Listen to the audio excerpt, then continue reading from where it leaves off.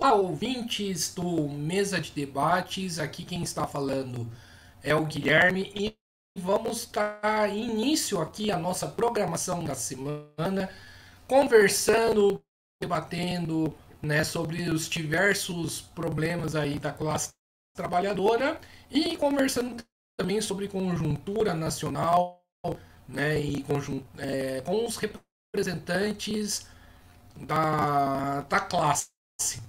E o meu convidado de hoje é o Juscelino, ele que é do Sindicom, né, Sindicato dos Trabalhadores da Indústria e da agora fugiu o nome aqui, o Juscelino, se quiser falar e o restante do sindicato, eu agradeço, peço aí desculpa aí pelo ato falho. E a gente vai conversar sobre os problemas e os desafios da categoria. Então, Juscelino, antes da gente começar, você.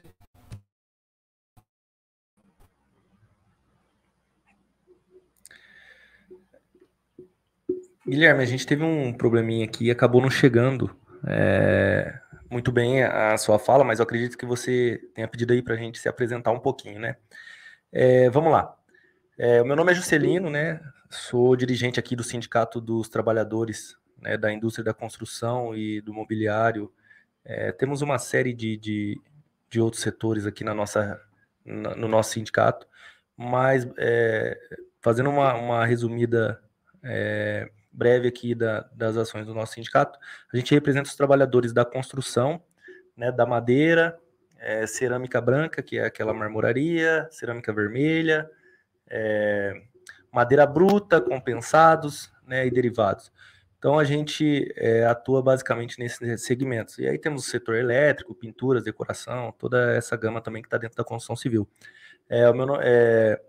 Eu já estou aqui no sindicato desde 2014, né, como dirigente, porém a minha liberação só a partir de 2016, então até 2016 eu era um dirigente de base, né. Sou trabalhador do setor da construção civil mesmo, né, então sou um trabalhador que venho da origem da construção civil, né, e não dos outros setores aqui do nosso sindicato. E a gente vem trabalhando aí, né, para melhorar a qualidade de vida dos trabalhadores aqui, né, nós somos de Campinas e região, né, então a gente representa hoje 12 cidades aqui na nossa região e a gente vem trabalhando para melhorar a qualidade de vida dos nossos trabalhadores, né, e acompanhando aí também todo o debate político, todos os debates que vem acompanhando, que vem se passando, se dando nesses últimos anos aí no cenário político brasileiro.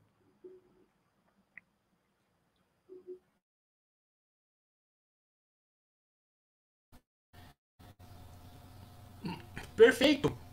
Vamos aqui para a primeira pergunta, né? Atualmente, quais são as demandas e as reivindicações da categoria? Já liberou? Atualmente, eu gostaria que também, que eu acabei de me esquecendo de falar, gostaria de agradecer aí o convite, né, para a gente estar fazendo esse debate, participando do programa, né, é muito importante os trabalhadores também terem canais alternativos de discussão, né, porque a gente sabe que a grande mídia, infelizmente, ainda é movida por todo um capitalismo, né, todo uma questão que só quando interessa o bolso deles a matéria é vinculada, quando não interessa, infelizmente, não é vinculada. Então, atualmente, né, na nossa categoria, o nosso setor majoritário, que é a construção civil, a gente está em campanha salarial, né, construção civil, elétrica, pintura e decoração, que temos a data base em maio, né, então a gente está em campanha salarial, então a gente está atualmente reivindicando aí para esses setores, né, os reajustes salariais, né, as reposições salariais dos períodos, né, do período passado, que ainda não foi repassado. As negociações não vêm sendo fáceis, não está sendo tranquila, mas a gente está fazendo todo esse debate aí dentro do nosso setor. E dentro dessa nossa pauta também, existe uma série de questões que a gente tem colocado, né, com relação à qualidade de vida do trabalhador, café da manhã, café da tarde, né, todo o debate que a gente sempre fez, o acompanhamento também, né, das questões de saúde e segurança do trabalho, né, funções novas que vêm surgindo dentro da categoria que não vem sendo coberta da maneira com que deveria ser coberta pela convenção coletiva. Então, hoje a gente tem uma pauta bem extensa, né? Mas por ser campanha salarial, o trabalhador ele ainda fica muito vinculado à questão do reajuste salarial. Estamos na batalha, estamos na luta e vamos tentar fazer as coisas acontecerem aí.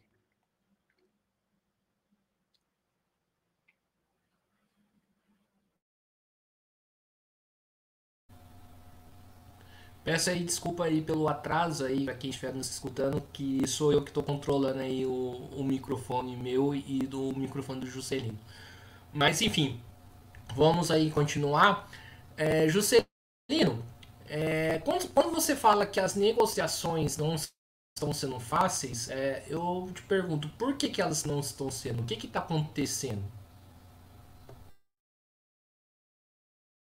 A gente, dentro desse contexto nacional, existem alguns índices que são utilizados para a medição da inflação do período, né? E o patronato fica muito vinculado a esses índices.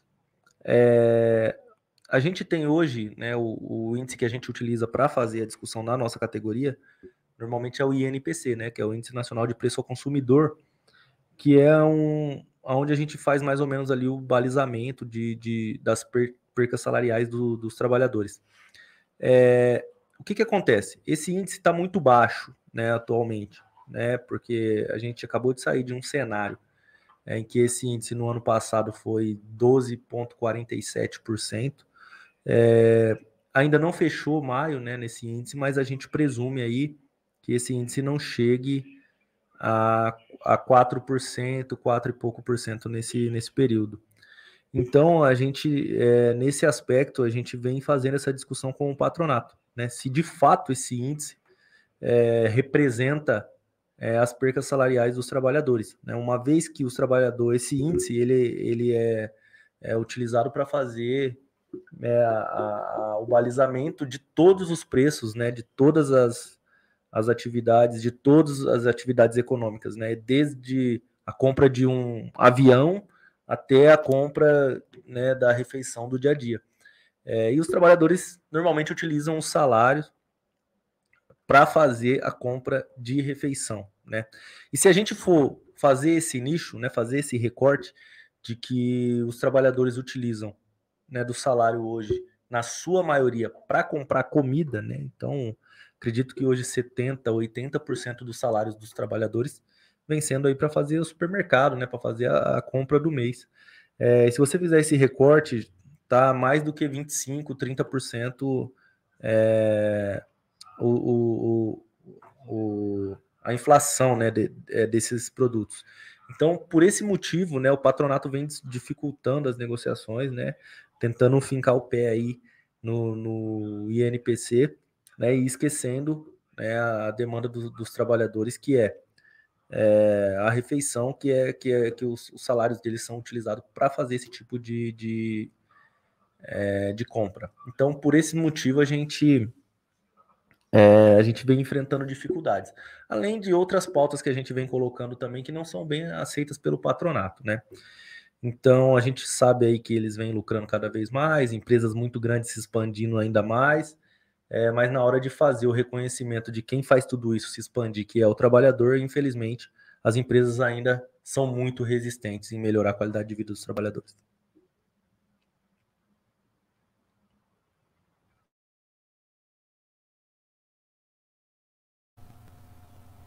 Ô Juscelino, frente a essa intransigência da patronal, né, existe alguma possibilidade do sindicato, né, realizar alguma paralisação, se greve?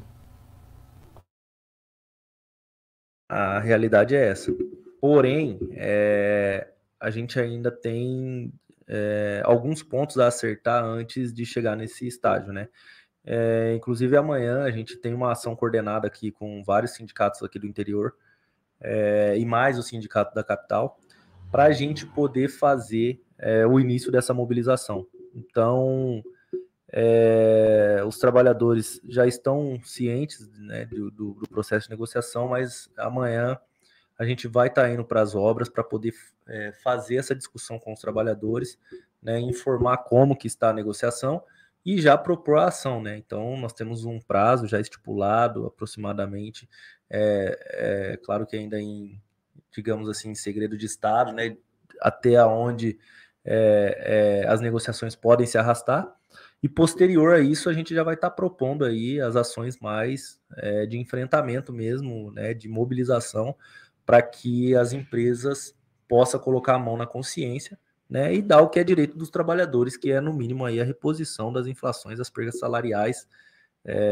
E hoje a gente não aceita menos que o aumento real, né? Porque é a partir do aumento real que você melhora a qualidade de vida do trabalhador. Inflação é só o que o trabalhador já perdeu. A gente já perdeu demais, né? Então a gente precisa avançar nos nossos direitos.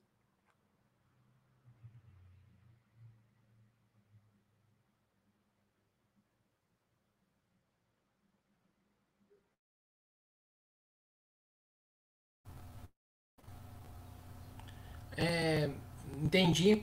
E qual que é o salário, né, base, né, do trabalhador da indústria?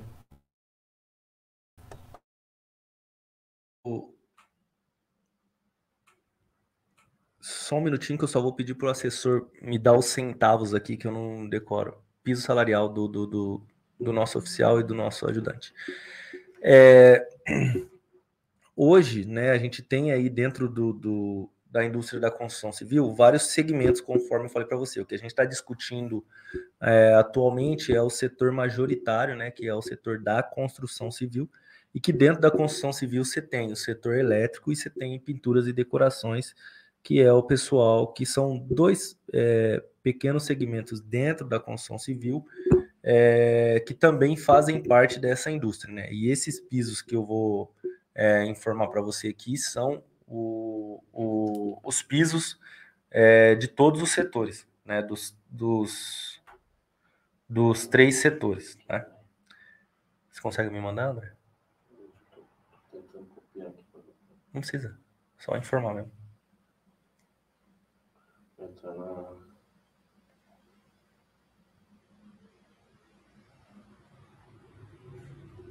Deixa eu pôr.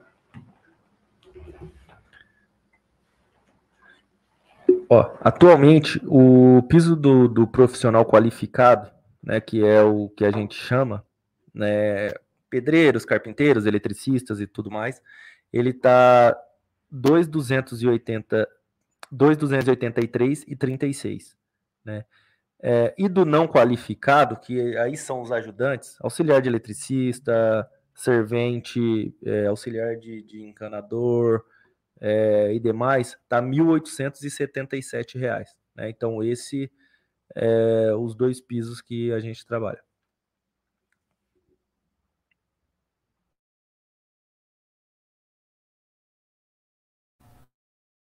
É bastante interessante falar isso, né, ô Juscelino, porque o salário mínimo estabelecido pelo DIES vai acima de 6 mil, né? Eu queria que você falasse sobre isso. É possível um trabalhador viver com esse salário aí que você está colocando?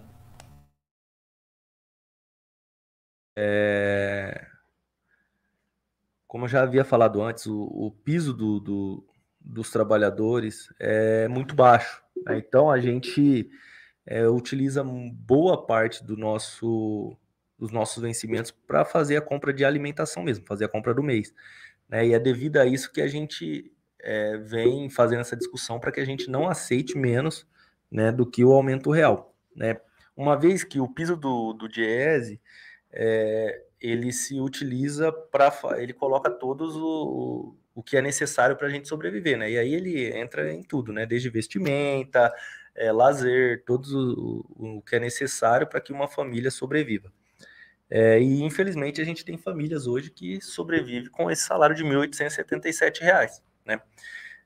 E o salário mínimo hoje teve o reajuste, mas a gente sabe também que é muito baixo. Então, por esse motivo, a gente vem fazendo essa discussão, esse enfrentamento, e tudo que o patrão sinalizou para a gente até hoje foi o INPC do período, que é a questão da inflação. Então, é isso que está se tornando o grande debate, né, dentro da nossa categoria, dentro dos setores, para que a gente possa fazer essa discussão com os trabalhadores e não aceite menos que o aumento real para os trabalhadores.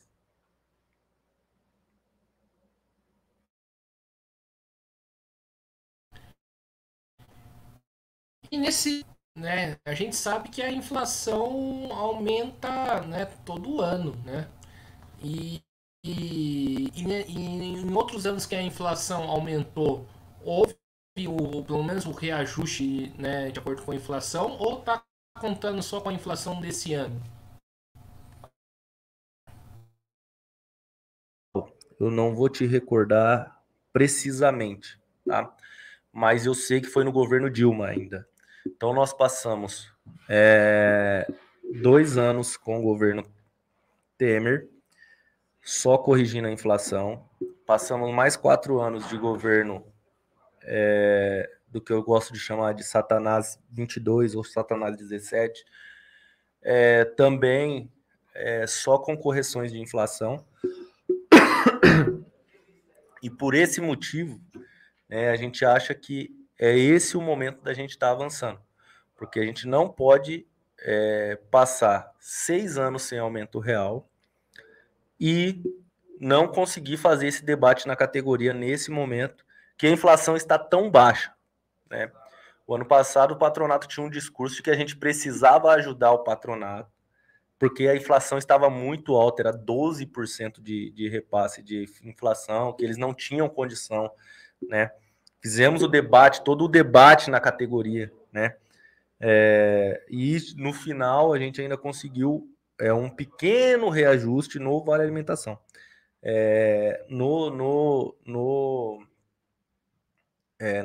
Na questão dos salários em si, não tivemos aumento real. Então, por esse motivo, a gente acha que esse ano é o ano que a gente tem sim que fazer esse movimento para que a gente possa aumentar e conseguir estipular que a gente tenha um aumento superior à correção da inflação. Outra coisa também, a mão de obra vem ficando cada vez mais escassa, né? A mão de obra da construção civil. Então, somos profissionais muito bem qualificados, né? Porém, muito mal valorizados. Então, essa é a questão que nós vemos colocando para os patrões.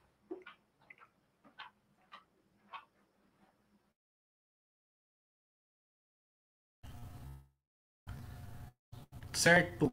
Você falou aí de mobilizações, de ações em conjunta, inclusive com os outros sindicatos. Eu gostaria que você falasse um pouco mais como que funciona essas ações. Vocês fazem ações separadas ou se vocês fazem ações coordenadas aí com esses sindicatos aí que representam outros trabalhadores da mesma categoria?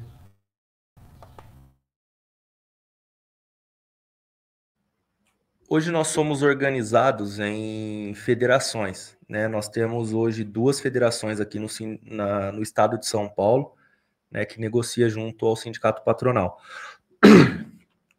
Então nós temos a FETCOM, que é uma federação onde agrupa sindicato de várias centrais diferentes, na qual nós já fomos filiados, hoje não somos mais.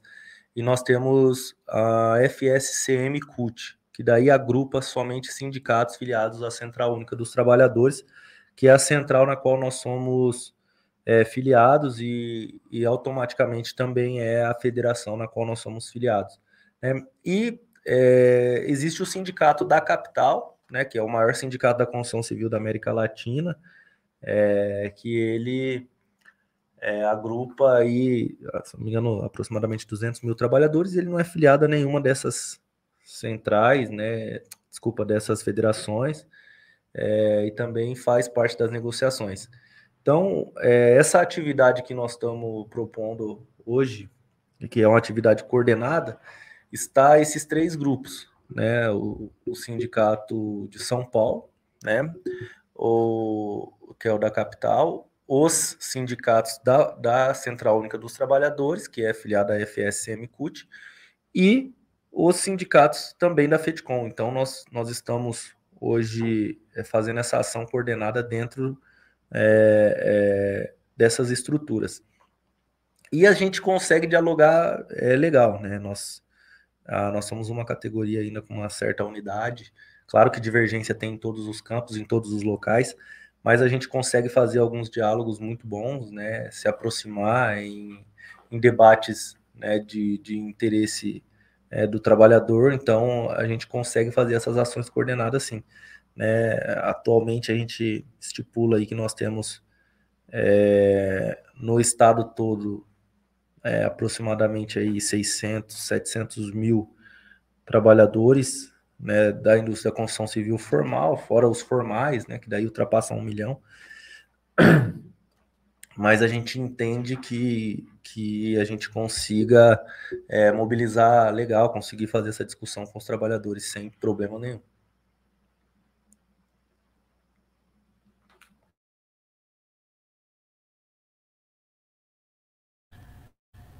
Certo. Vamos falar aqui, né? Você falou de uma outra questão tá, em relação aí às funções que os patrões querem que os trabalhadores exerçam e que vocês estão fazendo todo um debate em relação de como que isso é problemático. Eu gostaria que você falasse um pouco mais de que funções são essas aí que o sindicato aí está pegando no pé. Olha, hoje o que a gente tem na construção civil é um avanço da tecnologia mesmo da indústria da construção civil. Com isso, hoje a gente tem em algumas empresas, muito pouco, por exemplo, a figura dos pedreiros, né?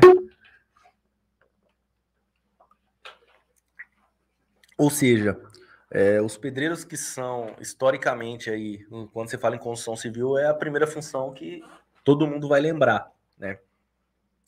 Mas os pedreiros que estão nessa função são mais para fazer muros, fazer algum acabamento, fazer alguma atividade ali menos preponderante dentro dos canteiros, mas toda a estrutura mesmo do prédio hoje não é feito mais por pedreiros nessas empresas que eu te falo. E aí são feitos por montadores, né? Como que funciona? O sistema construtivo é diferente, né? A gente chama de forma metálica, então vem as formas, né? Esses trabalhadores pegam essas formas, montam, como se fosse uma espécie de Lego, digamos assim, faz a montagem e o caminhão de concreto vem, faz toda a concretagem do prédio, né? De uma parte ali. E no outro dia, né? Ou 2 dias depois, aí depende da cura do concreto, de uma série de coisas, né? Do tempo e tal, da condição climática. E os trabalhadores fazem a desmontagem, né? Dessa forma e montam no lado seguinte, que daí forma toda a lâmina ali de apartamentos daquele local. Então, essa função, por exemplo, do montador, a gente já entende que é uma função mais qualificada, não que os outros trabalhadores não sejam, mas que é com uma condição de trabalho ainda mais, com a periculosidade ainda mais alta, né, pelo ritmo de trabalho, que ainda também é ainda mais alto, que é mais alucinante ainda. Eles ficam dentro das formas ali fazendo a montagem numa condição muito insalubre, né? Se tá sol é muito forte. E a gente já tentou colocar ali para as empresas para pagar o piso da montagem industrial, que é o que a gente já tem previsto na nossa convenção coletiva, né? Porém, ela alega que a montagem industrial só vale para aqueles trabalhadores que trabalham dentro de indústrias que não seja da construção civil, que de fato a gente tem alguns trabalhadores, né, que fazem essa função, por exemplo, os trabalhadores que são da área da Petrobras, que trabalham dentro de outras empresas, né, que fazem toda aquela parte de manutenção industrial, né, de fato seguem o piso da montagem industrial, né.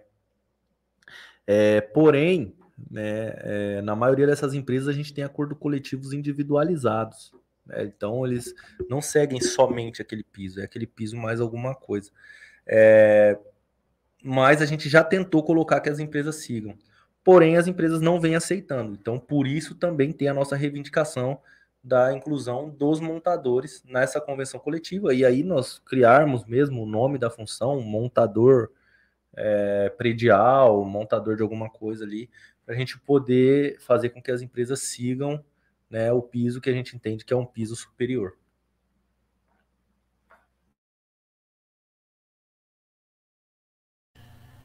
Entendi. E você falou de um tema bastante interessante, né, da questão da tecnologia. Qual que tem sido o impacto, né, principalmente aí na região de Campinas, se tratando aí da categoria, da tecnologia em relação à questão dos empregos? Olha, assim, não adianta a gente correr da tecnologia, né? Mas a gente tem que fazer alguns entendimentos e fazer com que a tecnologia trabalhe para a gente e não o contrário, né? A gente trabalhar para a tecnologia. O impacto ainda é muito grande, né? A gente, por exemplo, hoje uma obra que se fazia aí com aproximadamente 1.000 trabalhadores, a empresa faz com 200 tranquilamente nesse sistema construtivo que eu te coloquei. Porém, mesmo com esse avanço, os trabalhadores também vêm se qualificando mais, né? O trabalhador que era pedreiro, ele já se qualificou e virou montador, né? As atividades que vêm sendo colocadas pela empresa, os trabalhadores vêm acompanhando essas atividades. Então, hoje você tem paredes de concreto, você tem paredes de drywall, você tem outros sistemas construtivos, você tem você tem, por exemplo, as estruturas de concreto, né, que vem fazer a montagem no local. Então, os trabalhadores vêm acompanhando. O impacto ainda é grande, né? Eu acredito que a gente não volte mais para aquele número de trabalhadores na área da construção civil que a gente tinha antes, que era muito grande, um volume muito grande de trabalhadores. Mas vem causando desemprego, né, infelizmente, mas o que a gente tem que colocar para a questão dos trabalhadores, fazer essa conciliação, é que a gente não permita que o avanço da tecnologia cause ainda mais desemprego, né? Uma questão clara que eu acho que ajudaria muito, né, seria a redução da jornada de trabalho, né, sem redução de salário, porque acho que daí eu vou ter que apelar um pouquinho, né, filosofar, né? Karl Marx já dizia, né, que com o avanço da tecnologia a gente ia ter que decidir se a tecnologia ia servir a nós, né, ou ia servir só aos poderosos, né? Então é bem por aí. Eu acho que com o avanço da tecnologia a gente vai ter que buscar novas alternativas para que os trabalhadores consigam se autossustentar, sustentar suas famílias e conseguir que esse impacto não seja tão grande. Por exemplo, você colocar trabalhadores da área da montagem para trabalhar 8 horas dentro de uma forma que forma uma estufa quando o sol está a 30 graus, 34, 35 graus, é desumano, né? Então, a gente já vem buscando alternativas com relação a isso, e eu acredito que, aí falo como classe, não como uma categoria, acho que a gente tem que lutar muito para a redução da jornada de trabalho, porque é o que vai conseguir fazer com que a gente trabalhe menos, mas consiga sustentar as nossas famílias, sim.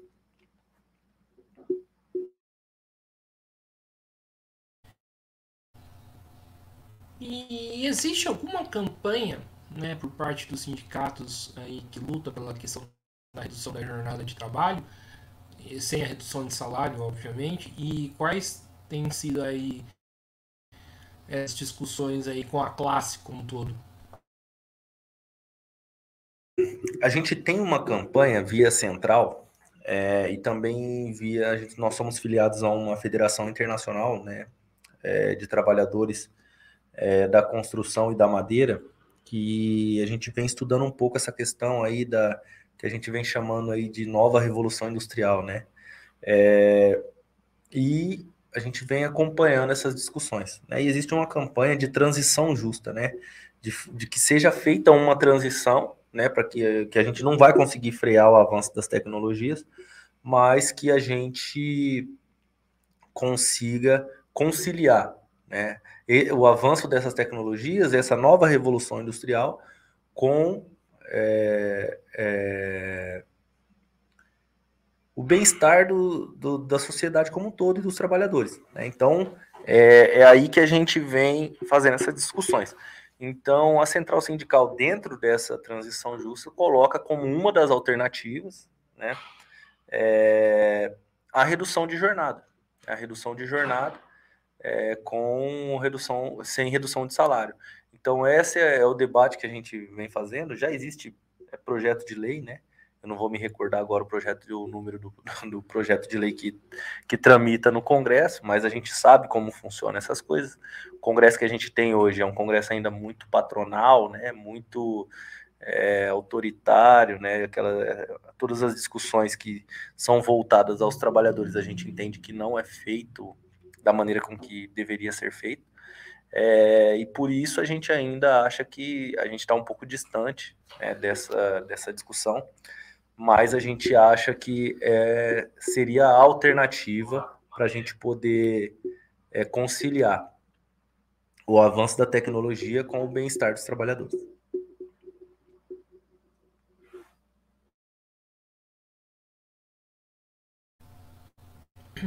Você falou aí de duas federações representando a categoria, né? Uma federação, se eu não me engano, acho que é a principal, e outra federação que é ligada a. Por que a existência de duas federações? Por que vocês romperam com essa federação e resolveram criar outra?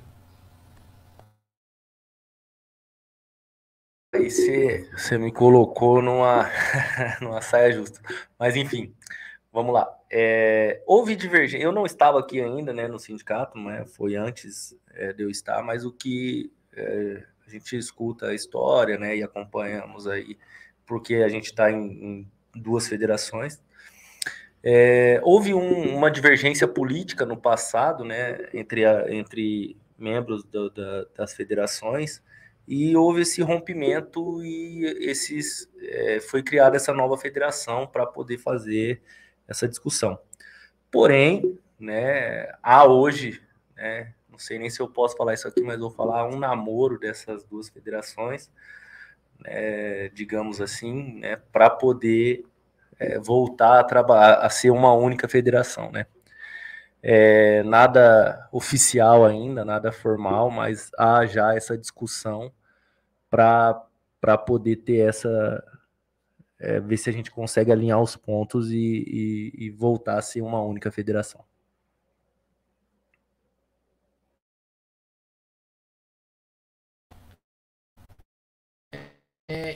Da primeira parte da entrevista, né, que eu costumo fazer com duas, né, conversar um pouco aí dos problemas da categoria e falar um pouco mais de política nacional. Você falou aí da questão do sistema de refeição, né, das empresas aí, digamos, de modo geral, aí, das indústrias e dos canteiros aí de obra. Como que funciona esse sistema de refeição e o que o sindicato quer?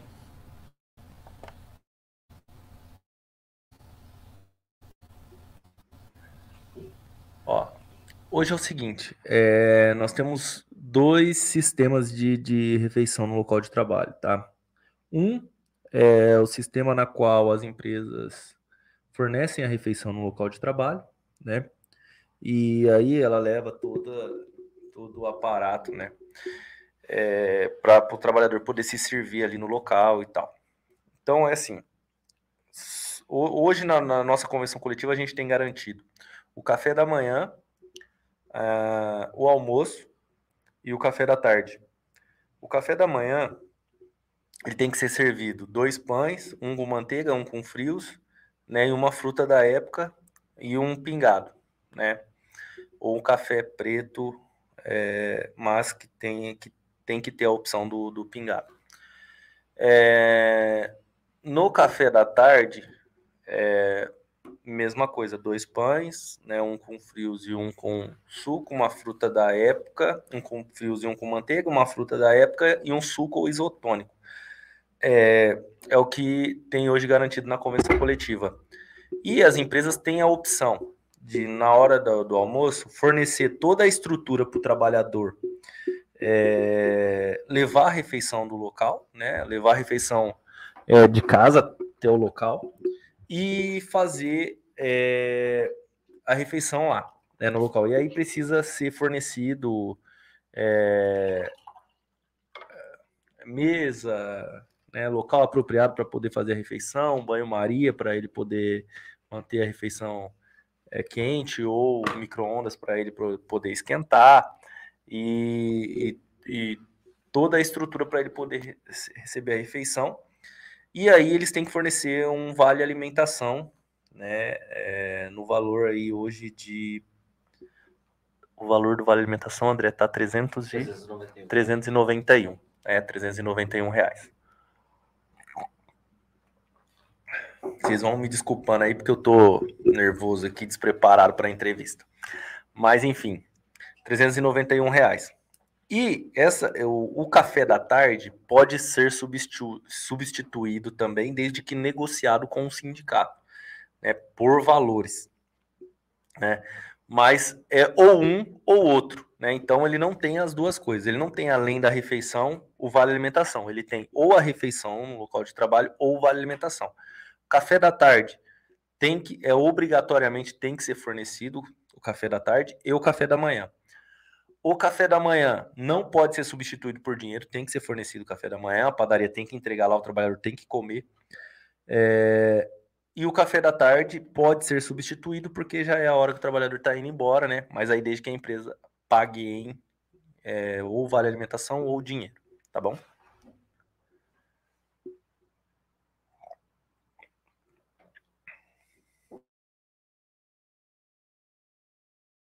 E isso fica trabalhador ou é decidido aí em assembleia ou pela categoria em conjunto? Tadinha no começo, no começo da pergunta.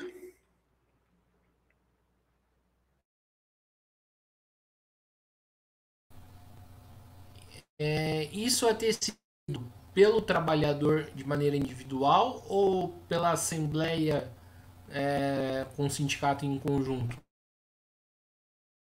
Tá.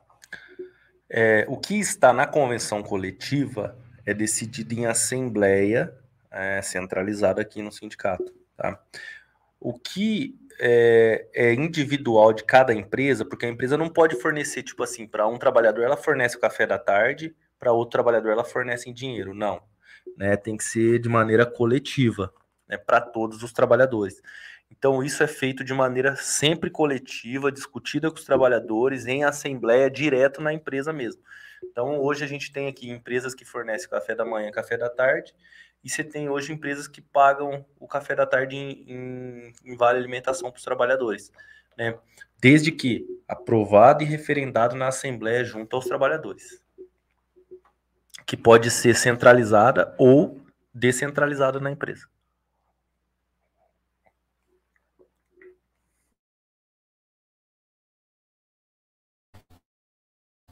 Perfeito. Vamos aí para a segunda parte, né, da nossa entrevista, né? Falar um pouco, né, de questões nacionais, né, que acho que é importante se discutir quando a gente dialoga, né, com os sindicatos. E a primeira questão que eu pergunto, Juscelino, qual é o balanço que você tem desses basicamente 5 meses do novo governo Lula, né? O governo, né, na sua opinião, está correspondendo ou não? Bom, é um balanço complicado de se fazer ainda, né? Porque a gente tá. São 5 meses de governo, né? A gente pode falar que a gente ainda está numa fase de transição, Mas o que eu venho acompanhando do governo até agora, ele vem pelo menos fazendo as tentativas, né, que foi assumida como compromisso de governo, né? A gente sabe que também há uma negociação a ser feita com o Congresso, que não é fácil, como eu falei, ainda é um Congresso muito patronal, né? Os trabalhadores ainda têm que ter muita consciência de que é tão importante quanto ter o presidente é ter um Congresso bom para poder fazer essas negociações. Por exemplo, o avanço do salário mínimo, né? Que todo mundo aí vem fazendo aí um alarde, falando que é muito pouco e tal, né? Mas hoje a gente teve R$ 18 de aumento real no salário mínimo, que já não tinha desde 2016, né? Então a gente tem que fazer essa discussão, né, com os trabalhadores, precisa mostrar os pontos que são assertivos. Também não adianta a gente achar que o governo vai chegar lá chutando o balde e vai fazer as coisas acontecerem da maneira com que os trabalhadores imaginam, porque não é tão simples de se governar um país, né? Existem diversos setores da sociedade que precisam ser atendidos, e não é numa canetada que você vai atingir todos esses setores. Então, há um amplo debate que ainda tem que ser feito, né? Durante todo o período de governo, as conferências precisam estar retornando, né? A sociedade precisa estar se movimentando para ajudar a governar, né? Porque existe muita dificuldade ainda do governo de diálogo com o Congresso. A gente sabe que tem muita coisa ali que não vai ser simples de se passar, mas eu vejo que as tentativas vêm sendo feitas, né? E aí agora depende da mobilização dos trabalhadores, né? Da gente estar acompanhando toda a discussão para a gente poder tentar ajudar com que o governo consiga cumprir as metas estipuladas, né? Você tem, por exemplo, aí o trabalhador da categoria aqui da construção civil estava pagando imposto de renda, né? Você imagina, com um salário de 2.200 e alguma coisa, pagar imposto de renda. E um compromisso que foi assumido, e a gente colocou isso para a categoria, para a gente poder sim buscar o voto da categoria, né? Que a gente deixaria de pagar imposto de renda, né? Então, um dos compromissos, felizmente, já foi atendido. E aí a gente vem fazendo toda essa discussão com os trabalhadores, né? O supermercado, por mais que ainda está muito inflacionado, a gente vê que já vem dando um sinal de melhora, né? E é essa discussão que a gente tem que colocar e buscar o debate com os trabalhadores, né? Mas o que eu vejo são tentativas, né? O governo vem fazendo as tentativas, né? Algumas medidas que ele vem podendo colocar, né? Até por medida provisória, algumas discussões, ele vem fazendo, né? E compromissos de campanha. Então eu faço um balanço, digamos assim, positivo desses primeiros 5 meses, mas tem muita coisa ainda que a gente precisa verificar de fato, né, como que vai ser. Também tenho críticas ao atual governo, mas eu acho que a nota de corte, a gente até costuma brincar que a nota de corte era muito ruim, né? Então, para conseguir ser pior do que o governo anterior, ele vai ter que errar muito, né? E esse balanço dos primeiros 5 meses, na nossa opinião aqui, é positivo.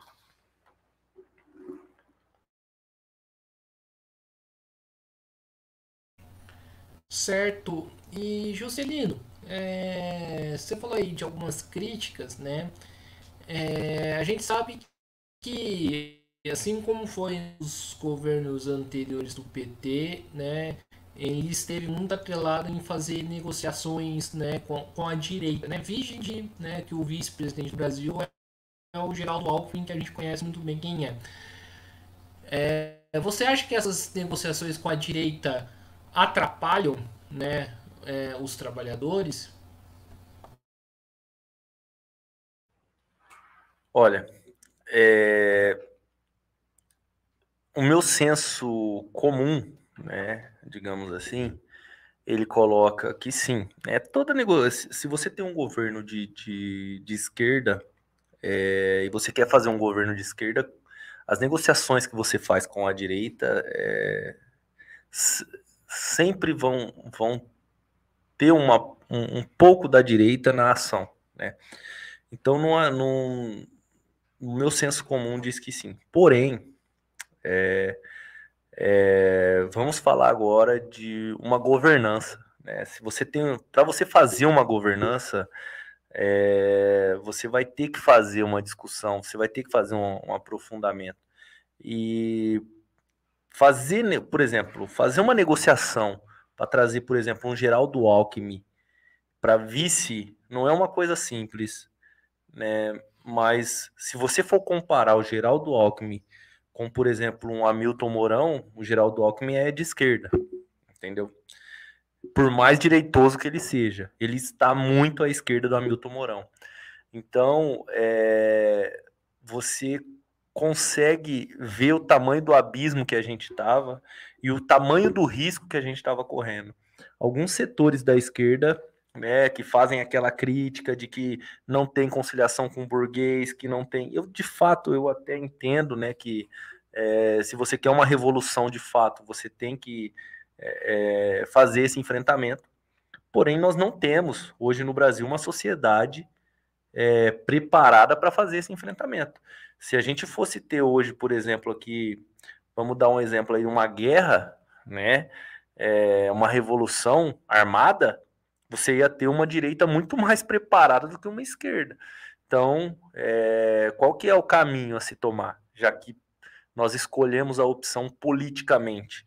Então, nós precisamos pegar setores da direita que não são tão direita quanto Hamilton Mourão e o outro Biruliro lá, e colocar para trabalhar para a esquerda. Né? É isso que a gente tem que fazer, que a gente tem que entender que a esquerda ela tem um posicionamento, ela tem um lado, mas só que a gente tem que entender também que existem setores que precisam ser contemplados para que a gente possa fazer uma conciliação de governo e poder conseguir governar. Então, é para isso que foi feita essa negociação, né? E o Geraldo Alckmin, na minha opinião, até agora, vem se mostrando, com todas as críticas que eu tenho a ele, tá? Com todas as críticas. Até agora ele vem se mostrando bem leal, né, ao plano de governo.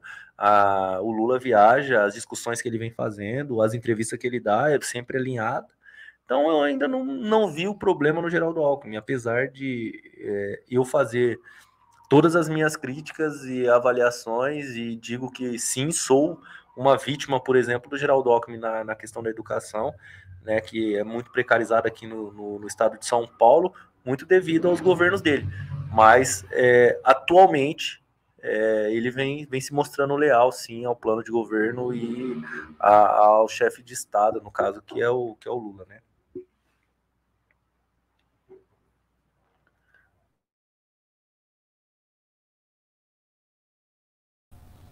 Você tocou num assunto bastante interessante, né? Falar que a sociedade hoje, principalmente os trabalhadores, não estão preparados aí para uma revolução. Então eu jogo, né, uma bomba no seu colo, que você que respondesse o que está faltando, né? Então, para que isso aconteça. Olha, é uma bomba que não é fácil de se desarmar, né? Que você jogou agora. Mas eu diria que assim, o principal problema que nós temos se chama educação.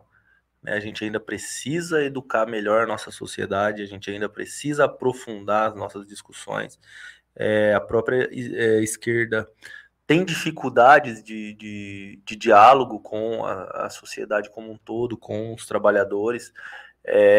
A gente ainda precisa entender que o fato da gente atuar na internet, a gente não está pelegando, a gente não está dando a nossa imagem para o Google de graça, né? A gente está fazendo um trabalho que tem que ser feito. Então a gente precisa entender ainda esses meandros. A esquerda não entendeu, a direita, até por ter acesso mais fácil, receptação mais fácil, por pregar uma lógica capitalista, né, eles conseguiram atuar, chegar na nossa frente nessas questões. Então a gente hoje precisa sim educar. E educar, a gente tem que entender que não é só na escola, não é só com os nossos pais ou a gente com os nossos filhos, não é disso que a gente está falando. A gente está falando de uma educação contínua em todos os espaços de discussão, em todos os lugares, né? Então, hoje a gente precisa fazer a educação num show de música, num baile funk que seja. Então, a educação tem que estar presente em todos os espaços, no jogo de futebol, no esporte, em todas as áreas. Então, é isso que a esquerda precisa entender, né? Nós não precisamos falar só de Karl Marx na televisão, ou só de Karl Marx na escola. A gente pode falar de Karl Marx em todos os lugares, né? E existem a maneira de falar em cada lugar diferente. Então é isso que a gente tem que fazer essa discussão, né? Principalmente com a juventude, porque foi ali que a gente perdeu o fio da meada, né? Inclusive é uma discussão que eu faço, até dentro do movimento sindical mesmo, que nos nossos cargos de liderança a gente não tem jovem, são poucos, muito poucos, mas a gente precisa dessas lideranças para a gente poder fazer esses encaminhamentos.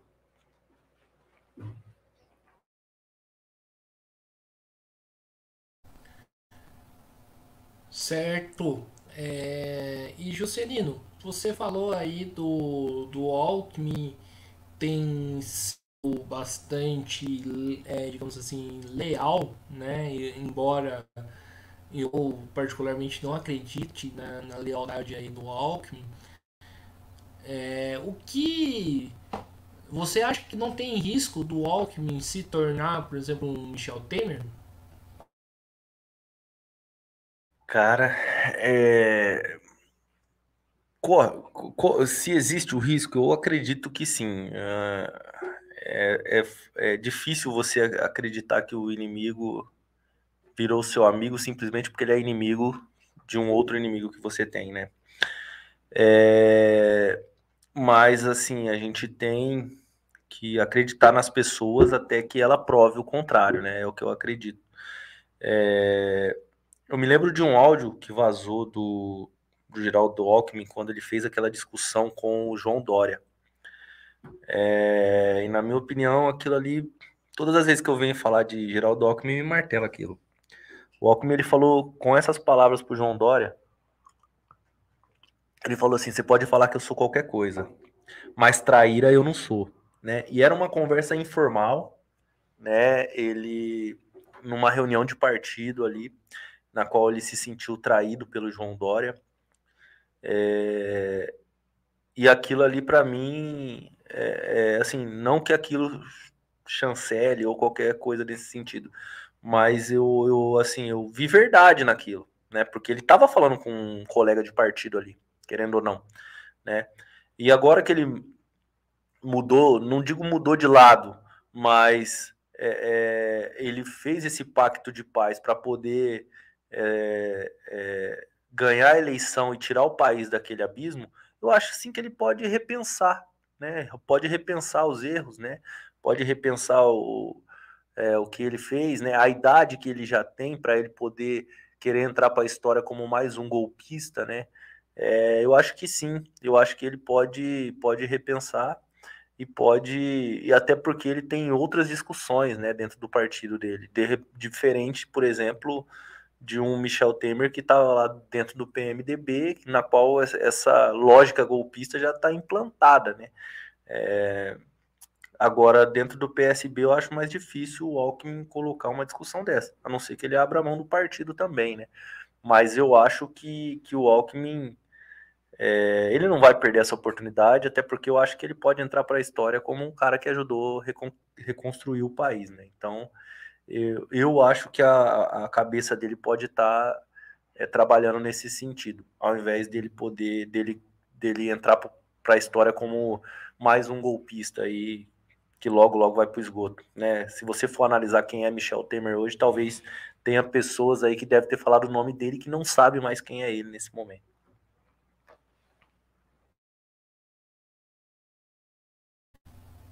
a gente ir finalizando a nossa conversa, tá muito boa, né? Balanço do último governo do Bolsonaro.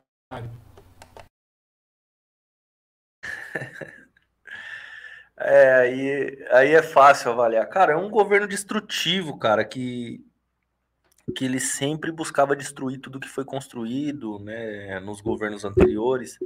É uma lógica totalmente inversa aos trabalhadores, né, uma lógica meritocrática, mas que de meritocrática não tinha nada. Todos os filhos dele dentro de partidos políticos, sempre viveu da política, sempre ganhando dinheiro público, tanto ele quanto os filhos. É, não acompanhava as agendas, né, que deveria acompanhar diversos setores da sociedade, um cara ruim por natureza, né, que é não precisa ir muito longe para ver isso, né, que ele não é que ele tem uma política ruim, ele é uma pessoa ruim. Até hoje eu estudo todas as práticas que ele colocou, né, em atividade para poder angariar esse número de eleitores, e eu ainda não consigo entender, né? E aí eu entro naquela lógica que eu falo para vocês, que nós não temos uma sociedade preparada para uma revolução, né? Uma vez que o Bolsonaro, um cara ruim, se torna populista. Eu me recuso a dizer que ele é um populista. Não, ele é uma pessoa ruim que eu não sei de que maneira ele conseguiu angariar tantos votos. Então, é um governo extremamente destrutivo que colocou a agenda da classe trabalhadora lá no chão, né? Queria transformar todo mundo em trabalhadores por aplicativo, é, não tinha compromisso com a classe. Então, eu diria que foi assim, o pior governo que eu já vivi em toda a minha vida, mas a gente sobreviveu a governos como o próprio governo tucano aqui no estado de São Paulo, o governo FHC, e que, apesar de muito ruins, não foi tão ruim quanto o governo Bolsonaro, né?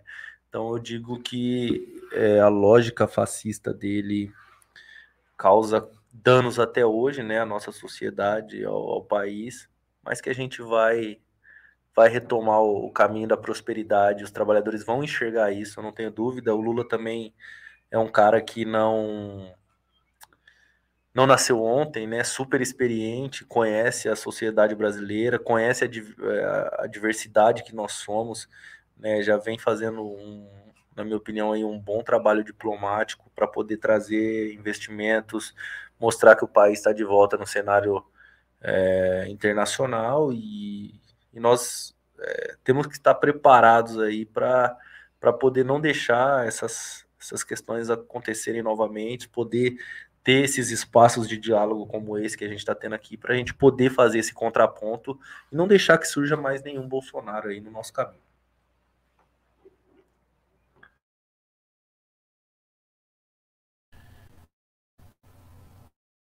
É isso aí, pessoal. Estamos encerrando aqui mais uma entrevista do Mesa de Debates.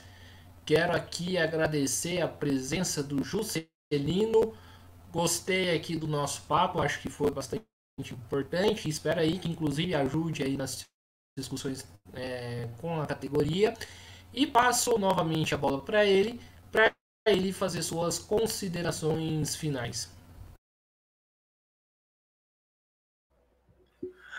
Guilherme, só agradecer mesmo pelo espaço, tá? Agradecer ao nosso assessor, que é o André, que está aqui com a gente, que me ajudou aqui na entrevista.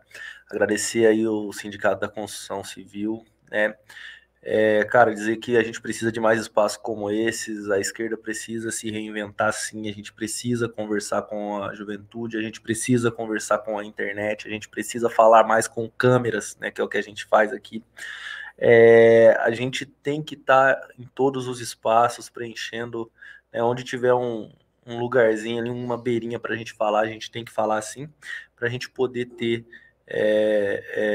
mais diálogo, mais discussões, mais a proximidade com a sociedade como um todo. Eu gostaria de agradecer a todos aí que acompanharam, que assistiram aí com a gente, né? Eu não sei se vocês vão assistir de manhã, de tarde ou de noite, né? Mas desejar aí uma boa tarde, uma boa noite, um bom dia aí para quem for assistir. Boa madrugada, se estiver assistindo de madrugada também. E dizer que o espaço foi legal, eu adorei a entrevista, agradecer o Guilherme mais uma vez. E dizer que no que precisar a gente está à disposição, né? O nosso sindicato nessa lógica de renovação, a gente tem um podcast também, o Bora Pai Podcast, então quem quiser acompanhar, né, eu apresento juntamente com o André, a gente faz o Bora Pai Podcast, e também a gente está em todas as redes sociais aí, como Bora Pai Podcast, e também Sinticom Campinas, né, só seguir lá, @Sinticom Campinas, é o nosso Instagram, Facebook e demais redes sociais, né. Então é só agradecer, muito obrigado. Espero que tenham uma próxima aí, espero que vocês tenham gostado.